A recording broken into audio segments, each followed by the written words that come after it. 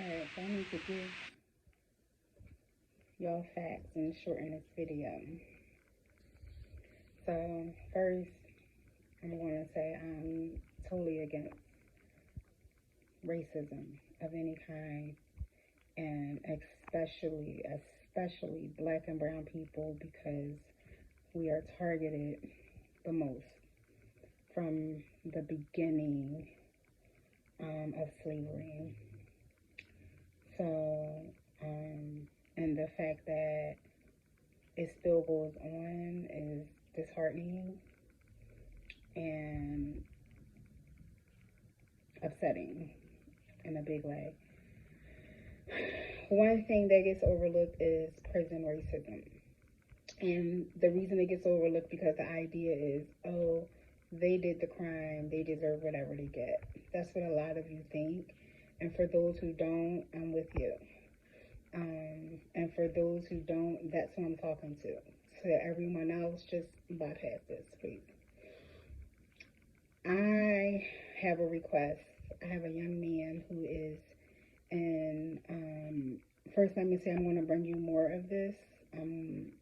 Eventually going to go to podcast. And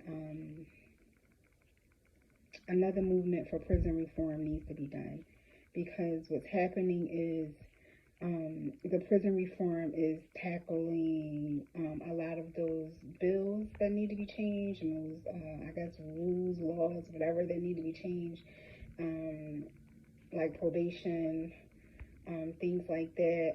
And that's great. That's amazing. Because in the long run, we're going to see the benefits of some of those.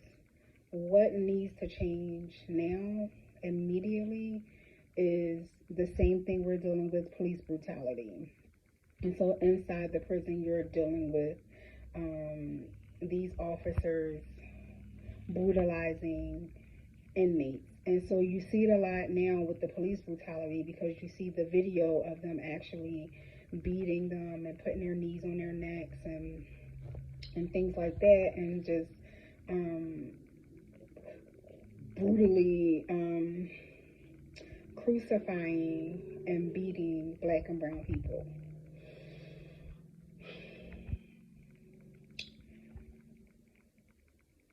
So I like how, you know, whatever your take is on gays and lesbians and the LGBTQ community. I don't know if it's more than that. Forgive me if I don't say it all. But I identify as. And so why can't we all just identify as human? I identify as human. Black, brown, yellow, green, blue, whatever. I identify as human and be treated as such. The end. So,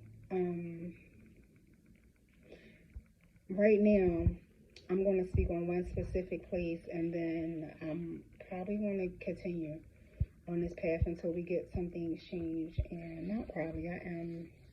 And eventually, I'll have some people who are going to stand with me and continue this journey. So, FCI Beckley is in West Virginia.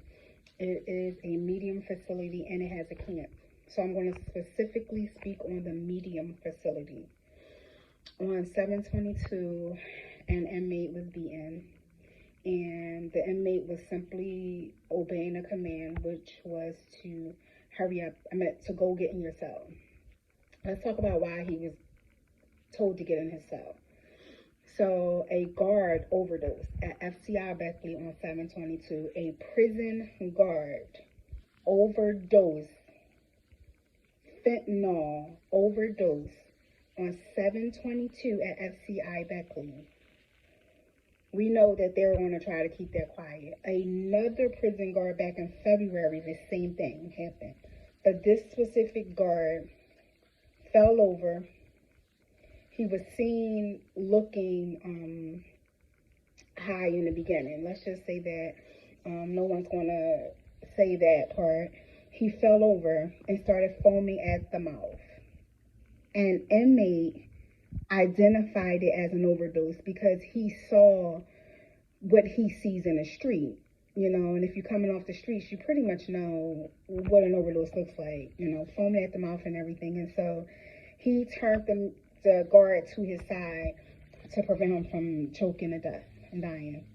And he possibly saved his life. Okay, you won't hear that in any of Beckley's news. You won't hear any praise or anything, because they won't speak about that kind of stuff, you know. But they will tell you this. Shortly while that was going on, Officer PETRY, PETRY, okay? Officer PETRY, don't forget his name. Do not. I'm pretty sure he has an extensive record of abuse on black and brown people and on inmates. I'm pretty sure he was put on yard duty because of his abuse on black and brown people and inmates. And because they all had to run up when this happened, all of the guards, you know, out of the yard or whatever, all of them had to come in. And he's yelling to the inmates for them to get into their cells. One of the inmates was running to his cell, and this officer, Petry, PETRY, don't confuse him with the YouTuber who just passed away. They may be related, but I'm not sure, but that's not him. This officer ran up behind the inmate as the inmate was running into his cell and tackled him. As he tackled him, the inmate fell, hit his head.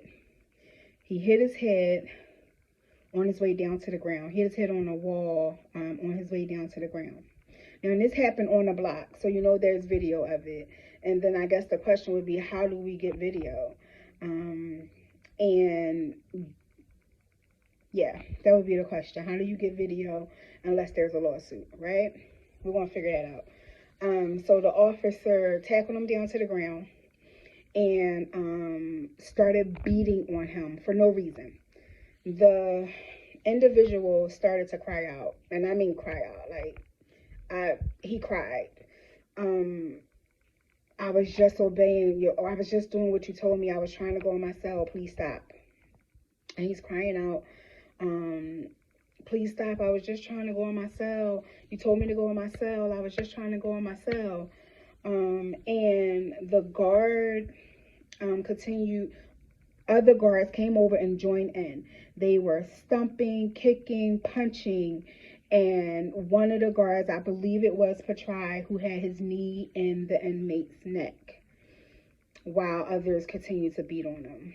The lieutenant came up and he did nothing. And the lieutenant actually pretty much just asked Petry, what do you want us to do? What do you want to do with him? Because basically they had to figure out what they were going to do with this guard at this point. I mean, what they're going to do with this inmate, because we got to justify why we beat him up so badly. And lieutenant even yelled out at the inmate to shut the F up. So this happened on 7/22. On 7/23, they found out that the guard overdosed, and they had meth in his system. So they locked down one side of the prison where the guard had fell over, and they decided that they had to do an investigation, which will lead to them investigating the inmates, because they are now trying to say that the fentanyl came from an inmate. It did not come from the guard. Are we not surprised? Are we not surprised that they would do something like that? Because that would be right up their alley as to saying it was the inmate who touched him and saved his life. But we're not going to point that out. And that's how he got this fentanyl in his system, instead of just saying we have a guard who is an addict and deal with that part. So now the inmates are on lockdown. They have no communication with outside. They have been on lockdown since Saturday. And they are continuing to try to pin this on the inmates, that the guard, who is an addict, who fell out. And meanwhile, this inmate who was beaten is in the shoe, or what I call the hole, but they call it the shoe. This inmate is in solitary confinement, and I can't find his family. And I'm doing a call to action for people to call up to the prison and ask them, why did the inmate get beat on 7/22 around 6 p.m. for no reason, and ask them, why are inmates on lockdown after because of an overdose, that your staff had an overdose. That was not their fault that your staff had an overdose. They should not be on lockdown. But more importantly, why is this inmate beaten for no reason, for obeying a command? And hey guys, this happens all the time. This happens regularly, and you know why? Because nobody speaks up about it. It's so many of us, and if we made a big fuss, like we get out there for this I identify as, we get out there for that. You got thousands of people who want to protest and get out there for that. Why can't we get out there and speak up about inmate brutality?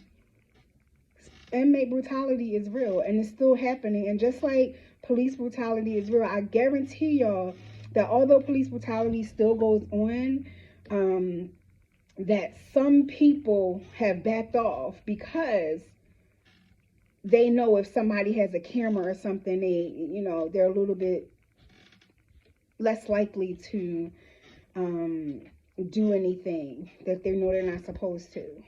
Nobody wants to get called out and caught, but they know that they will. And so some of them have backed off. Has all of them backed off? No, they haven't. But if we continue, eventually we can get justice. And we just want to be treated equally. Black and brown people want to be treated equally. That's all.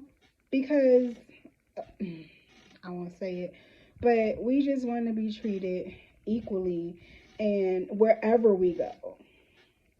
And so I'm speaking up about FCI Beckley, and I'm leaving a number to call the prison. And I don't care if you flood their phones. They need to know that they need to stop. They need to know that they're going on blast. And every single time something happens, every single time, that we're going to be right there. And I'm speaking about FCI Beckley, but there are so many others that we need to start speaking up about, and we will. So again, call that number that's in the description and ask them, why are inmates being punished for your guard had overdosing because he's an addict, and why did an inmate get beat on 7/22? Brutally beat for no reason on 7/22. And why is your lieutenant not doing nothing about it? What's going on? All right, y'all. Peace.